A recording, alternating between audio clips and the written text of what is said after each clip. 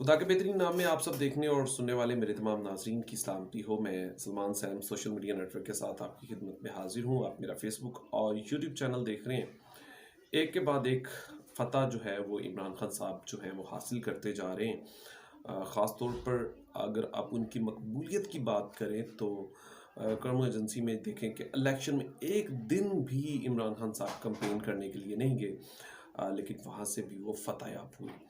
और अगर वो कैंपेन पर जाते तो शायद इससे भी अच्छे रिजल्ट आ सकते थे। अभी भी ये रिजल्ट कम नहीं है, तकरीबन 9 से 10 हज़ार की लीड थी जो इमरान खान साहब ने हासिल की है।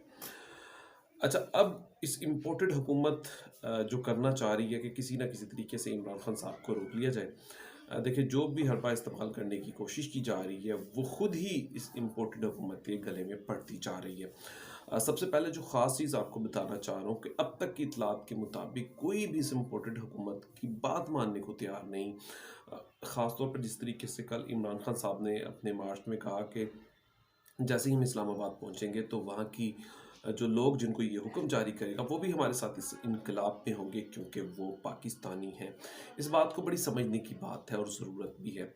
और ख़ास तौर पर जो इन चीज़ों का फ़ैसला करते थे वो भी ये तमाम मामलात उनके हाथों से अब काफ़ी हद तक निकल चुके हैं, क्योंकि इमरान खान साहब के इस लॉन्ग मार्च को रोकने की जो भी हिकमत अमली बनाई गई थी वो सब रायगाह जा चुकी हैं। जिस तरीके से ऑडियो लीक्स के मामलात को आप देख लें, हैकर्स आया, उसके बाद मुबैना वीडियोस की बहुत सारी बात की गई, उनकी ज़ाती ज़िंदगी के ऊपर भी तबसरे किए गए और भी बहुत सी चालें चली गई। उनकी ही सफ़ में से बहुत से लोगों से प्रेस कॉन्फ्रेंस भी करवाई गई और ख़ुद आप देख लें कि किस तरीके से और ये बड़े बड़े हुक्मरान जो है इसके ऊपर आकर प्रेस कॉन्फ्रेंस भी कर चुके हैं, लेकिन अभी तक इमरान खान साहब की कोई भी चाल जो है वो नाकाम नहीं हुई। उनको गिराने में अभी तक कामयाब नहीं हुई। इन्होंने बहुत कोशिश की है, हर तरह की कोशिश इन्होंने कर ली है।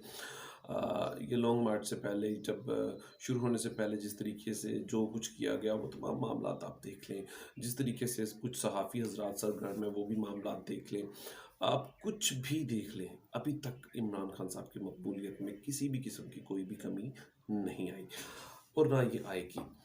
अब इमरान खान साहब को हमारे अंदाजे के मुताबिक या जो इतलात हमारे पास हैं कि इलेक्शन की डेट तो इन्हें मिल चुकी है, लेकिन अगले मामलात जो हैं उसके ऊपर जो है वो सेटलमेंट जारी है कि किसी तरीके से वो भी मामलात एडजस्ट हो जाए। और ये इमरान खान साहब से अब तक की इतलात के मुताबिक 9 से 10 दिन मांगे गए हैं और अब इमरान खान साहब 9 या 10 तारीख को रावलपिंडी में इंटर होंगे। इसके बाद क्या होगा ये तो आने वाला वक्त बताएगा, लेकिन इस वक्त तक इमरान खान विक्ट्री हासिल कर चुके हैं। इमरान खान साहब को हराना इनके लिए इस वक्त तक बहुत नामुमकिन हो चुका है। हर तरह का तरीका आप कल देख लें, मरीम नवाज साहबा की प्रेस कॉन्फ्रेंस देख लें, आज़म स्वाति साहब की प्रेस कॉन्फ्रेंस देख लें, किस तरह से खुल के उन्होंने तनकीद की है और माजी में ऐसा कभी नहीं हुआ जो कुछ अब हो रहा है। मैं समझता हूँ कि दोनों मामलात में इस्टेब्लिशमेंट फंस चुकी है।